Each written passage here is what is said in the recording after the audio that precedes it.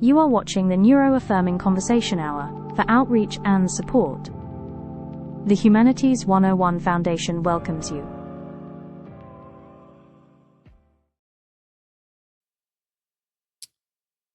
Thomas Huxley once wrote, "Perhaps the most valuable result of all education is the ability to make yourself do the thing you have to do when it ought to be done, whether you like it or not. It's the first lesson that ought to be learned, and however early a man's training begins, it's probably the last lesson that he learns thoroughly." Welcome back, Nacho Knots. If you're just coming out of spring break, first things first. Welcome home to your routines, your reminders, your half-finished to-do lists, and your cups on the counter, your inbox, your laundry, your sleepy brain, and all the little pieces of life that do not magically organize themselves just because the calendar says break is over. Maybe you rested, maybe you traveled, maybe you worked, maybe you meant to reset and instead just kind of survived this past week. However you're arriving back into this week, I want you to start gently. No guilt trip, no dramatic push, no lecture about getting your life together overnight. Just a soft return. Because when Huxley talks about making yourself do the thing that ought to be done, I don't want to, basically, I don't want to think we have to hear that as a worship for hustle. I do not think that it has to be one more quote that gets turned into a poster for productivity culture, where your worth is measured by your output and your value is tied to how efficiently you can override your own humanity. In the NACHOS world, that's not what we're about. We're not trying to become machines that never hesitate, never tire, never need tenderness, and never need a second to breathe. What if this is the kind of discipline that's not about grinding yourself down, but about learning how to return to yourself? What if it's not about domination, but devotion? Not devotion to a boss or a company or a grade or an algorithm, but devotion to a life that you are trying to build. Sometimes the thing you have to do is not answering every email in one burst of caffeinated panic. Sometimes it's getting back into a rhythm. Sometimes it's keeping a promise to yourself. Sometimes it's showing up imperfectly with spring break dust still on your shoes and saying, "I may not feel fully here and fully ready, but I'm willing to begin." And that's a very different kind of lesson. It's not a lesson of speed. It's a lesson of steadiness. It's not about proving that you're a high-performing person. It's about practicing trust with yourself. Can I take the next step without making the step carry the weight of my entire identity? Can I re-enter the world without punishing myself for being human? Can I do what needs doing, not because I'm afraid of failure, but because I care about my own becoming? And that, to me, feels deeply nachos. Because what we're about here has never been about squeezing more labor out of your soul. It's been about learning how to live in ways that are more affirming, more sustainable, more compassionate, and more honest. The goal is not relentless productivity. The goal is a life with enough predictability to feel grounded, enough balance to stay whole, and enough joy to remember why any of this matters in the first place. Doing the thing, then, is not about becoming harder. It's about becoming more rooted, more intentional, more gently accountable to the person you're trying to become and trying to care for. So maybe this week isn't about getting back into the grind. Maybe it's about rejoining your life. Maybe it's about finding one small act of return. Open the book, answer the message, wash the dish, show up for the class, take the walk, begin the paragraph. Not because your worth depends on it, but because your life deserves your presence. And of course, part of what makes this moment feel so real is that spring break is not just a pause, it's also a pivot. Because once we come back, the semester starts to reveal itself a little more clearly. What was once something sometime later at another time starts becoming next week, next assignment, next conversation, next deadline. The runway starts to get shorter. The pace changes. And the shape of the semester becomes more visible and sometimes more demanding. And that can bring up a lot. For some of us, it stirs emotion and motivation. For others, it stirs fear and dread. And for a lot of us, it stirs both at once. And there's often a quiet pressure in this part of the term that feels that now it all counts, it all matters, and that there's less room to drift, to pause. And while that can feel heavy, it can also be clarifying, because the second half of the semester is rarely about being perfect. More often, it's about learning how to stay in relationship with your responsibilities without losing the relationship with yourself. So as we move into the remainder of the semester, maybe the question is not, how do I suddenly become a brand new person? Maybe the question is, how do I move forward in a way that is more honest, humane, and sustainable? What matters now is not dramatic reinvention. What matters is rhythm, steadiness. What matters is figuring out how to meet what is coming with enough courage to stay engaged, enough flexibility to adapt, and enough self-respect not to abandon yourself in the process. Because there's so much ahead. There's projects, papers, tests, presentations, moments of confidence, moments of doubt, days where things click, and days where everything feels harder than it should be. There'll be opportunities to grow, to stumble, to recalibrate, and even to surprise yourself. And that's part of education too. Not just mastering content, but learning how to keep showing up through the uneven middle, through the busy stretch, through the part where endurance starts to matter as much as enthusiasm. And as we look ahead to the rest of the semester, I want to name something important about where we're going together. We're not just moving into more work. We're moving into a set of readings that asks us to look more carefully at the world we move through every day, especially the world of education itself. Because we're going to spend the rest of the semester with a text that asks hard and necessary questions about who gets welcomed into these academic spaces, who gets left in the margins, and what kind of bodies and minds our institutions have too often been built around. As the introduction to this book, Academic Ableism, right? The book that's in the Google Classroom makes clear, higher education has often imagined itself through images of steep steps, gates, and separation spaces like ivory towers that do not simply look impressive, but quietly send messages about who belongs and who doesn't. This is part of why this text matters so much for us right now. As we come back from break and begin to think about the remainder of the semester, we're also being invited to think about the structure of school itself.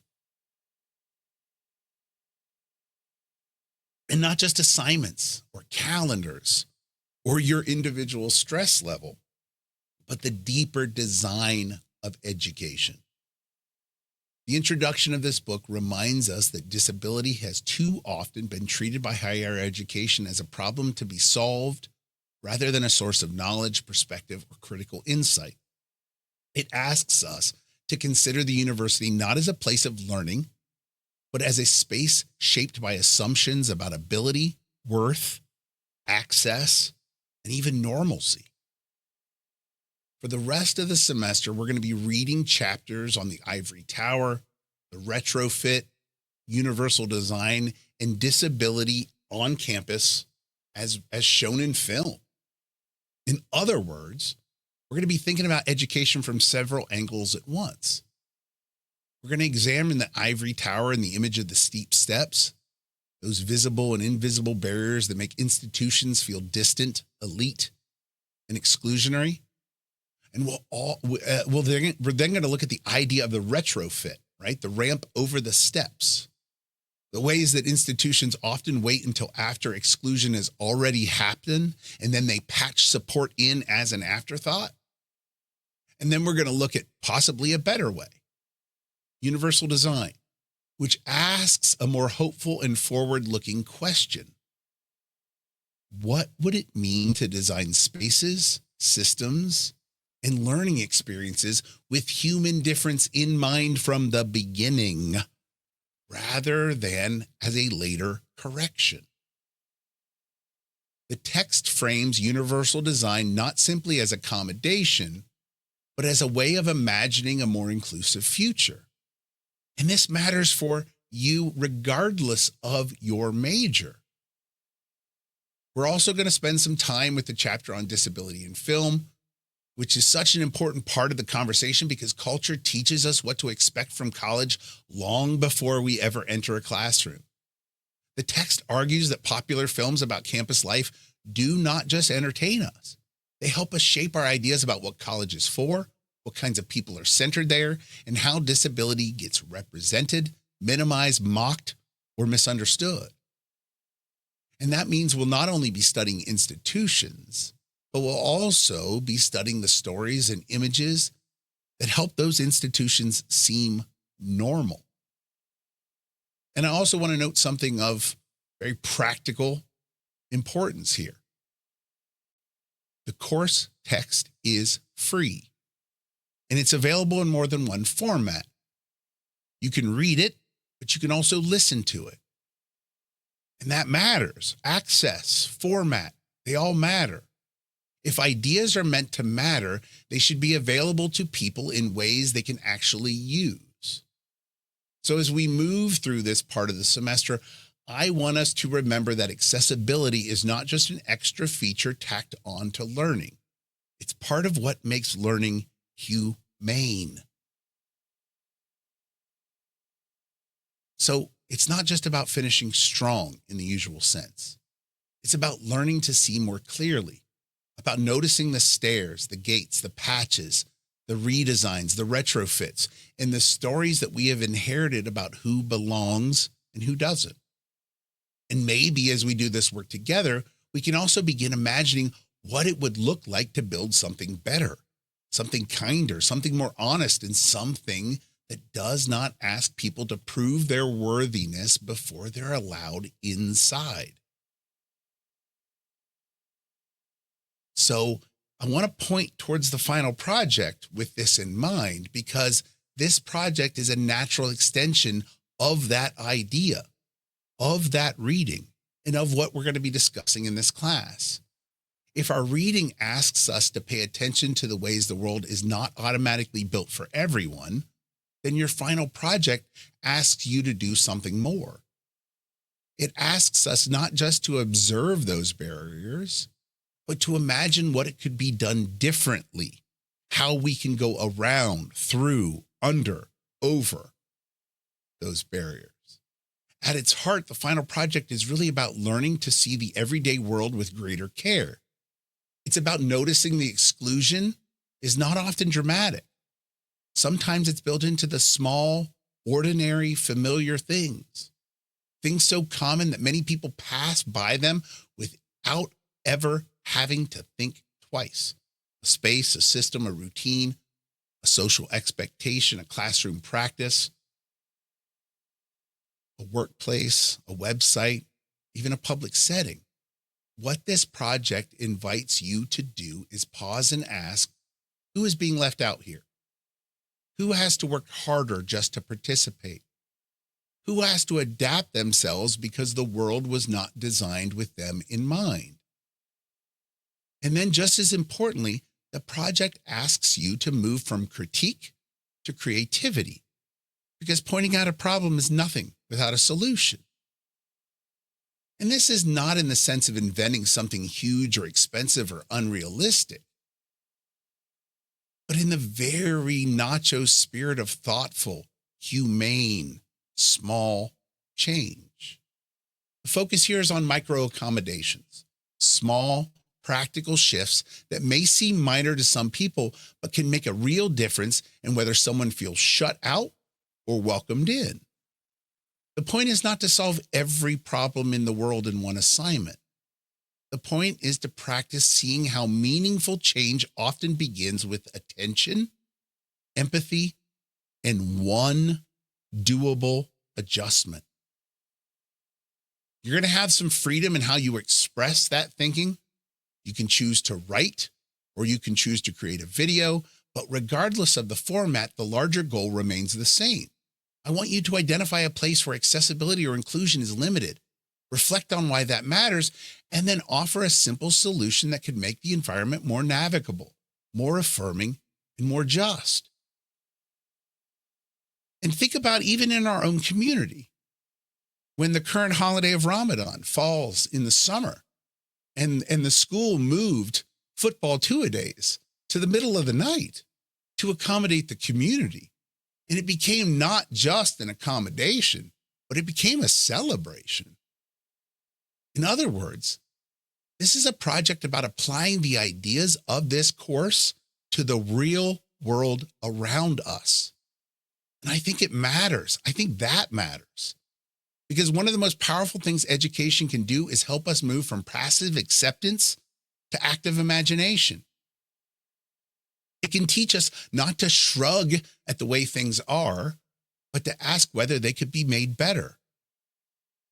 And this project is your opportunity to do exactly that, to look closely, to think critically, to dare boldly, to care concretely, and to offer one small vision of a world that works a little better for more people. So as we continue through the rest of our time together, I want you to keep this project in the back of your mind. Notice your surroundings. Notice moments of friction. Notice places where a small act of redesign, rethinking, or reimagining might open a door for someone else. Because sometimes the most meaningful work begins not with grand solutions, but with the decision to pay attention. And maybe this is where we can circle back to that Huxley quote in a deeper way. Perhaps the most valuable result of all education is the ability to make yourself do the thing you have to do when it ought to be done, whether you like it or not. On the surface, that can sound like a hard quote, a stern quote about discipline for discipline's sake, very stoic. But in the context of what we're doing together, I think it opens into something far more meaningful. Because the thing you have to do is not always just finishing an assignment or checking off a box. Sometimes the thing you have to do is learn how to pay attention when paying attention, right, would be honestly easier to avoid. Putting your fingers in your ears would be much simpler. Sometimes it's staying open to truths that unsettle your assumptions. Sometimes it's asking harder questions about the world around you and about the systems you've inherited and assume are normal. Sometimes it's choosing not to look away from barriers that others live with every day simply because those barriers are inconvenient for us to notice. And that is the part of what education at its best should help us practice. Not blind obedience, not endless productivity, not training ourselves to become efficient little machines, but the cultivation of moral and intellectual steadiness, the willingness to return to the work of becoming more thoughtfully, more honestly, and more humanely.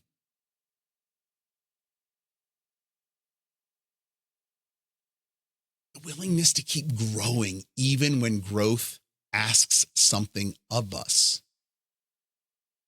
And that matters for the kind of community we're trying to build here, because a real learning community is not just a group of people moving through the same material at the same time. It's a group of people practicing how to live alongside difference with curiosity, care, and responsibility. It's a group of people learning that inclusion is not just a slogan, it's a habit, It's a way of seeing. It's a framework. It's a willingness to make room. And that kind of community doesn't just happen automatically. It has to be made. It has to be chosen. And it has to be chosen again and again, consistently, consciously. So when we think about the remainder of the semester, and when we think about those readings, and when we think about the final project, maybe Huxley's quote lands a little differently. Maybe the lesson is not push yourself harder. Maybe the lesson is stay with what matters. Stay with the work of noticing. Stay with the work of reflection. Stay with the work of imagining a more inclusive world. Stay with the work of becoming the kind of person who doesn't just adapt to the world as it is, but helps make it more livable for others. And this is one of the beautiful possibilities of education. It can teach us not just how to succeed within a system, but how to question a system, reshape a system, and care for people moving through it.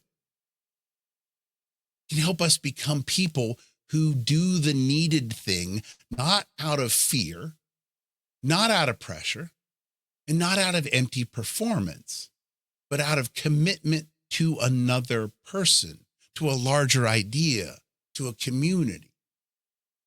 So as a community, that is what I hope we're practicing together, not perfection, not panic, not performance, but steadiness, care, thoughtfulness, the courage to notice, the courage to imagine, the courage to do the small, meaningful things that help build a world with a little more room in it for everybody.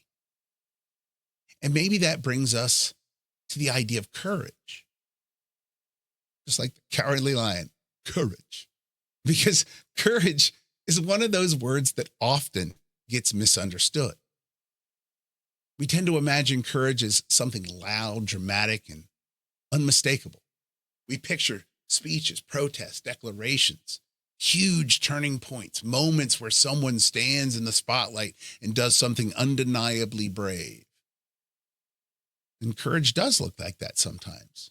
Sometimes it's bold and it's public, and it arrives with raised voices and shaking hands. But that's not the only form that courage takes. Often, courage is much quieter than that. It can be getting out of bed when your mind is heavy and your day already feels like too much. Courage can be returning to class after a difficult week. Courage can be asking for help when shame tells you to stay silent. Courage can be saying, I don't understand this yet, but I'm willing to keep trying, to keep asking. Courage can be setting a boundary and keeping it. It can be apologizing or not apologizing. And courage can be letting yourself be seen as unfinished, uncertain, learning, healing, or simply beautifully, flawlessly flawed human. A lot of the bravest things people do will never look impressive from the outside, but that doesn't make them any less real. In fact, some of the most important courage in the world happens in the small acts. It happens when people keep choosing not to disappear. It happens when they hold on to tenderness in places that reward hardness. It happens when they make room for someone else, when they challenge an assumption, when they notice a barrier, when they say, hey, this could be kinder than it is. It happens when a person who has every reason to shut down decides instead to stay present for one more conversation, one more class, one more effort, one more beginning. That's the kind of courage that doesn't make headlines, but it makes lives. And courage doesn't look the same for everybody. For one person, courage may be speaking up. For another person, courage may be resting without apology. For some, courage may be trying something new And for others, courage may be admitting that something is not working and needs to change. Courage may be telling your story out loud. And for another person, courage may be protecting their peace and choosing what not to share. We do ourselves and each other a disservice when we imagine that bravery only counts if it comes in recognizable forms. Human beings are different. Our stories are different. Our burdens are different. So, of course, our courage will look different too. And I think that matters deeply in a world where fear is everywhere. Fear's in the news, it's in the politics, fear's in the institutions, fear's in our feeds, fear's in our group chats, in our bodies, our deadlines, our finances, our relationships, and fear is in our sense of the future. Fear has a way of making everything feel narrower. It tells us to retreat, to distrust, to harden, to assume scarcity, to protect ourselves, to stop imagining anything better. Fear wants us exhausted and isolated. Fear wants us to confuse survival with living.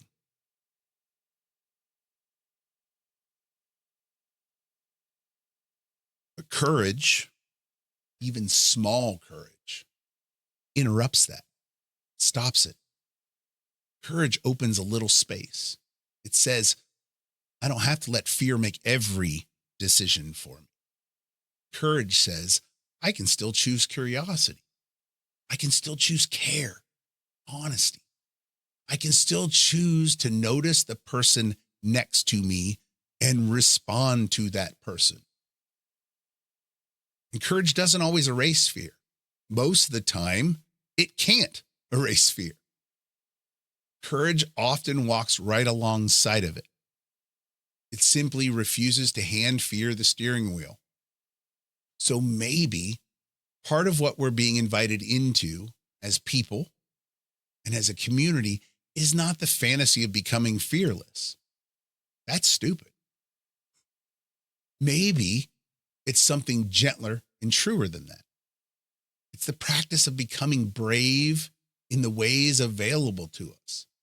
Brave enough to begin again, brave enough to ask better questions, brave enough to care about inclusion in a world that often rewards indifference, brave enough to make small changes that help someone else breathe easier, brave enough to hold on to humanity when so much around us tries to turn us cold.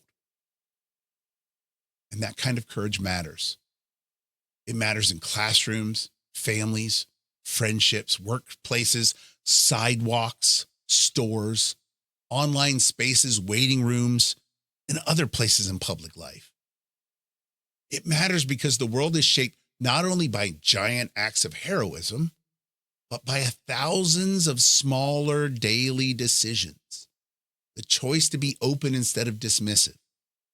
The choice to listen instead of assume. The choice to soften instead of sneer. The choice to keep building instead of giving up. And those aren't minor things. They're the building blocks of a more livable world. So wherever you are today, maybe courage does not have to mean becoming louder than you are now. Maybe it simply means becoming a little more willing, a little more rooted, a little more open to the next right thing. And maybe that's enough for now.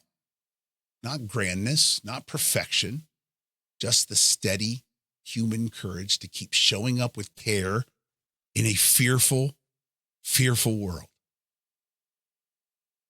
So with all that in mind, I want to open this up to you, Nacho Knots, because courage is not just an abstract idea. It lives in real choices, real moments, real days, and real people.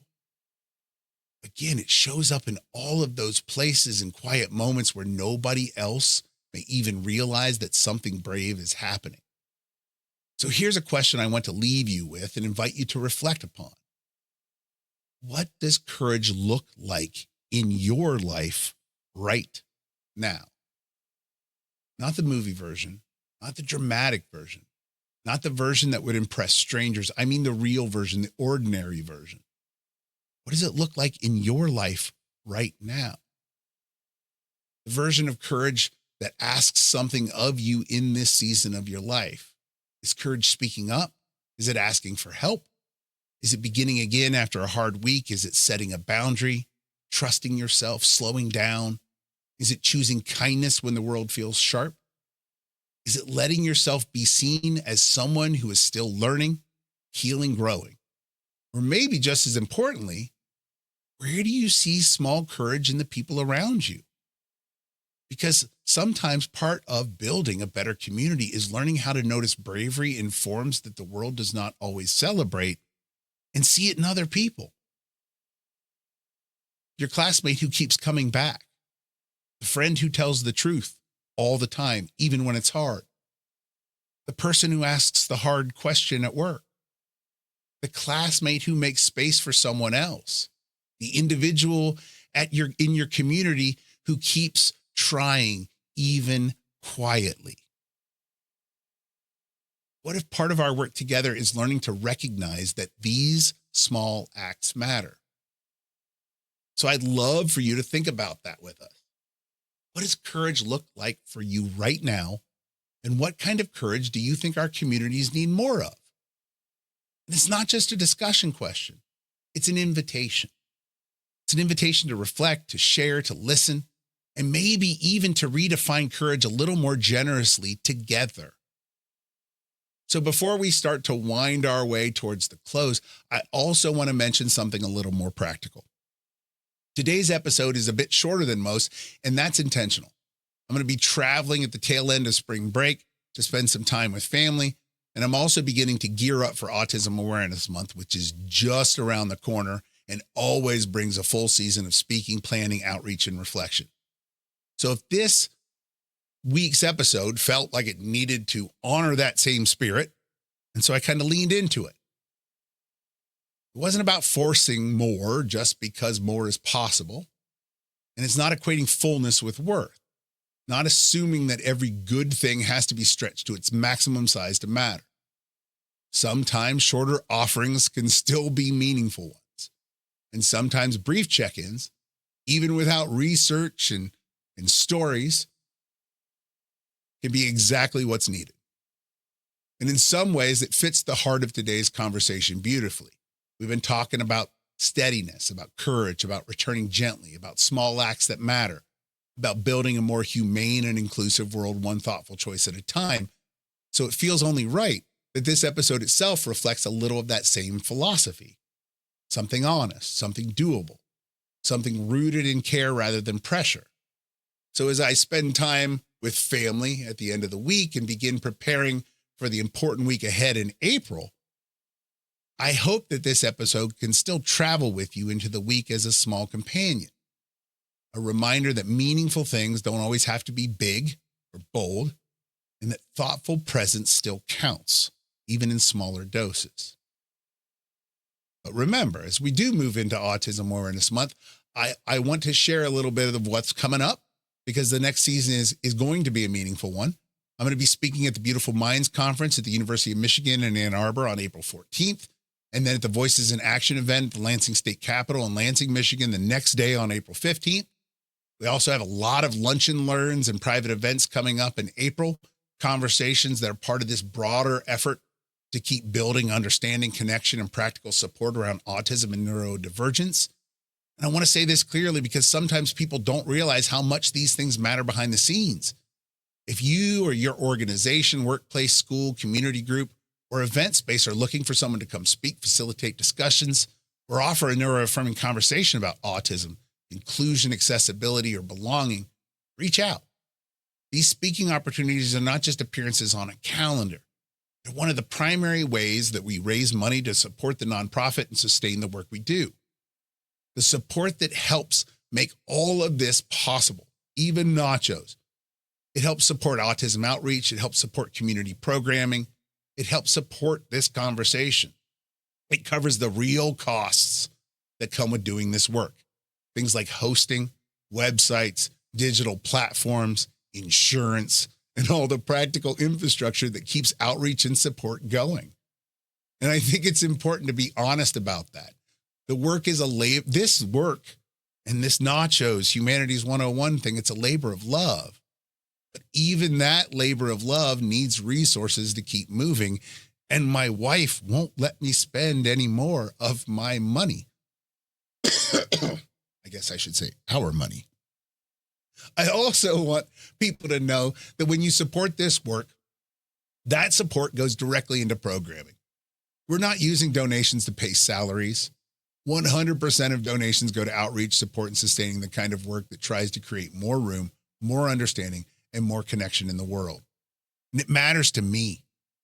And it matters to me that this work stays mission-driven, community-centered, and rooted in service, not performance. So if the episode or this project or the broader mission, if it means something to you, there are a few ways you can help, right? You can talk to somebody about inviting me to speak. You can spread the word. You can follow, share, pass the conversation along to people who you think might need it. And if you're in a position, you can donate. Because this is how we build something together, not just through one talk or one episode or 1 month of awareness, but through sustained community, through constant conversation, through people showing up, through people sharing what matters, people creating the conditions where education, outreach, and affirmation can keep reaching others. And every bit of that support helps. And speaking of affirmation, help, and support, I want to open up a little avenue for connections here on NACHOS. If you have a question, something you've been wrestling with, something about neuro-affirmation, accommodations at work, burnout, belonging, communication, self-advocacy, or just trying to make sense of your place in a world that doesn't always make room easily for you, you can email us at doc@humanities101.org and just put NACHOS question in the subject line. And let me know what questions you have. I'll give you the best of my ability to give you an answer. And to be clear, I'm not claiming that I have every answer, but what I can offer is our NACHOS perspective, my experience, and my 2 cents for whatever it's worth in the spirit of care, neuro-affirmation, and reflection. But one thing I would love to do is bring some of your questions into future episodes and respond to them here. That way, if something is on your mind, there's a good chance it's on someone else's mind too. And maybe your question can open up a conversation that helps more people feel seen, supported, and a little less alone. And I admit that there's a little bit of old school radio nostalgia in this idea. I kept thinking of Casey Kasem, American Top 40, and those long distance dedications and listener requests. That feeling that somewhere out there across all the static in space and distance, someone was sending a real question or a real feeling into the world and hoping it might connect with another human being. I loved that as a kid, and there's something tender and deeply human in that format. So I wanted to bring it into NACHOS in our NACHOS way. So if you have a question you'd like me to consider, send it along to doc@humanities101.org with NACHOS questions in the subject line. You can ask about neuroaffirmation, workplace accommodations, everyday accessibility, burnout, relationships, self-worth, or any of the kind of things we talk about here. And if I use your question in a future episode, I will address it anonymously, so you don't have to worry about being put on the spot. Because sometimes one of the most powerful things we can do is ask. We can ask for perspective, ask for support, ask the questions that have been sitting quietly in our chest for a while.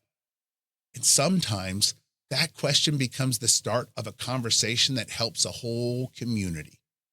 And in a way, that invitation to send in your questions brings us right back to the heart of what this episode has been about. Because today was never about ideas in the abstract.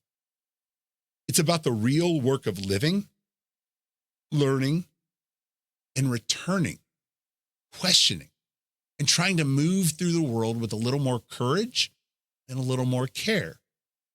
So before we close, I want to take a moment to gather up some of the threads we've been holding together in this conversation. This week, we spent a little time easing ourselves back in after spring break, because spring break can leave us rested, distracted, unsettled, or simply out of rhythm. And this episode was meant to meet that reality with gentleness rather than pressure. So we started with Huxley's reflection on education and the challenge of doing the thing that needs to be done, but we reframed it in our NACHOS lens, not as a call to grind harder or become more productive at all costs, but as an invitation to return to our lives with steadiness, care, and intention. We talked about how education at its best is not about training ourselves into machines. It's about learning how to stay present to what matters. From there, we looked ahead to the rest of the semester and the work that is still in front of us. We talked about how this stretch of the term often brings a shift in energy when future assignments and responsibilities begin to feel much more immediate. But instead of framing that as a reason to panic, we framed it as an opportunity to find rhythm, pace, to move forward honestly and sustainably, to remember that what matters now is not dramatic reinvention, but staying connected to ourselves as we keep going through time. We also introduced the course text that will guide us through the rest of the semester and the themes it asks us to wrestle with, including the ivory tower, the retrofit ramp, universal design, and disability on film. We talked about how these readings invite us to look more closely at the structure of education itself, and who gets welcomed in and who gets pushed to the margins. It also asks us what it means to imagine spaces that are built with more human difference in mind from the very beginning. And from there, we connected that to the final project, which asks us all to think about micro-accommodations and the power of small, practical changes that can make life more inclusive and accessible for others. We then spent time reflecting on courage, not just as bold, public, dramatic kinds of things, but the quieter forms of courage that show up in ordinary, everyday life. The courage to begin again, the courage to ask for help, the courage to stay open, to keep trying, to be honest, to make room, to care. We talked about how fear is everywhere in our world right now and how courage does not always erase that fear, but it can keep fear from making every decision for us. And we also invited all of you to reflect on what courage looks like in your own lives right now and what kinds of courage our communities might need more of. And then finally, we touched on the season ahead. I shared that the episode was a bit shorter and that I was traveling and getting ready for Autism Awareness Month. We talked about some of the events coming up, including the Beautiful Minds Conference and Voices in Action that are happening in Lansing. We also opened the door for future connection, whether through speaking engagements, support for nonprofit, or sending in your own NACHOS questions so that this can continue to be a space of shared reflection, affirmation, and community. So in many ways, this episode has really been about returning the semester, returning to our values, returning to our work of building inclusive communities, returning to the quieter forms of courage that help us keep moving in a fearful world. And maybe most of all, returning to one another with a little more gentleness as we do all of this. And with that, Nacho Knots, let's take a breath together, a sip of coffee, a stretch, as we move into our weekly affirmations. And as always, these are not magic words. They're not meant to deny that life is hard or that the world can be overwhelming. They're meant to help us practice another voice, a steadier voice, a kinder voice, a voice that can interrupt that fear, interrupt that shame, that urgency, or that self-doubt long enough to remind us what is still true. And after an episode about returning courage, community, accessibility, and small acts of care, I think these affirmations invite us to carry those ideas a little deeper into ourselves. The first affirmation: I can return to my life gently. This one matters because so many of us think returning has to be dramatic, with fanfare. We think it has to, if we've been distracted, tired, overwhelmed, or off rhythm, then the only way back is through force. But gentle return is still return. You don't have to bully yourself into re-entry. You don't have to punish yourself for being human. You can come back to your work, your values, your routines, and your responsibilities with patience and care. The second affirmation is this: my courage does not have to be loud to be real. I love this one for this week because we spent time honoring the quieter forms of bravery and courage. Not all courage looks like a speech or a spotlight. Sometimes it looks like asking for help, trying again, resting, setting a boundary, telling the truth, or simply showing up while caring a lot. This affirmation reminds us that small courage still counts. Quiet courage still counts. Your way of being brave still matters. The third affirmation: I can notice what needs care without losing hope. That connects deeply to our readings, to our final project, and to the broader work of inclusion. Once you begin noticing barriers, inequities, and exclusions, it can be really easy to feel discouraged and fall into despair. But noticing is not the end of the story. It's the beginning of responsibility, imagination, and change. This affirmation reminds us that awareness does not have to collapse into despair. When we see clearly and still believe in the possibility of a kinder world, anything's possible. The fourth affirmation is this: small acts can make a meaningful difference. I believe this in my core. This affirmation is tied so beautifully to the idea of micro-accommodations and the whole spirit of this project. We don't always need giant, impossible solutions to begin making life better. Sometimes a small adjustment, a thoughtful redesign, a softer tone, a more accessible option, a little more room, a little more listening, that can change someone's experience in a real way. Never underestimate the power of small care. Small does not mean insignificant. And the fifth affirmation is this: I am part of building the kind of community that I need. This one brings us back to the heart of what we are trying to do together. Community is not something that simply appears on its own. It's something we make through attention, through kindness, through courage, through listening, and through making room. This affirmation reminds us that even when the world feels fearful or fragmented, we still have agency. We can help create spaces that are more affirming, more accessible, and more humane. That work begins wherever we are, whenever we are.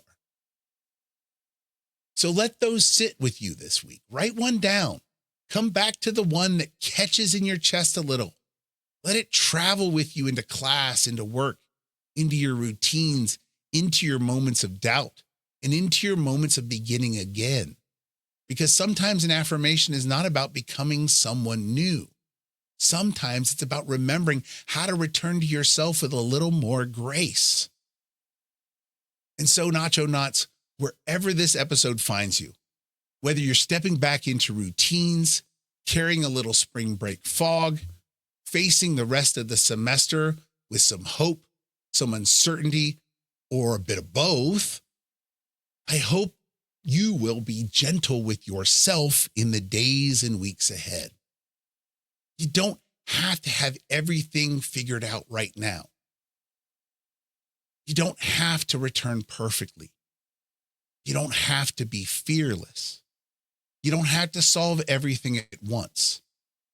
What you can do is take the next right step with care. You can notice what matters. You can practice small courage. you can make a little more room for yourself and for others. And that's meaningful work. Small acts of courage matter. Small acts of inclusion matter. Small acts of honesty, gentleness, and connection matter.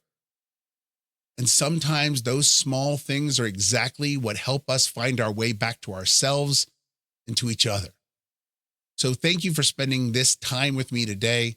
Thank you for listening, for reflecting, for showing up, and for being a part of this community. I'm always grateful to share this space with you. Until next time, take care of yourselves, take care of each other, and keep making room for joy, balance, and belonging wherever you are. Thank you for joining us. See you next week. The views and opinions expressed in this video are solely those of the creator and do not reflect the views of any institution, employer, or affiliated organization.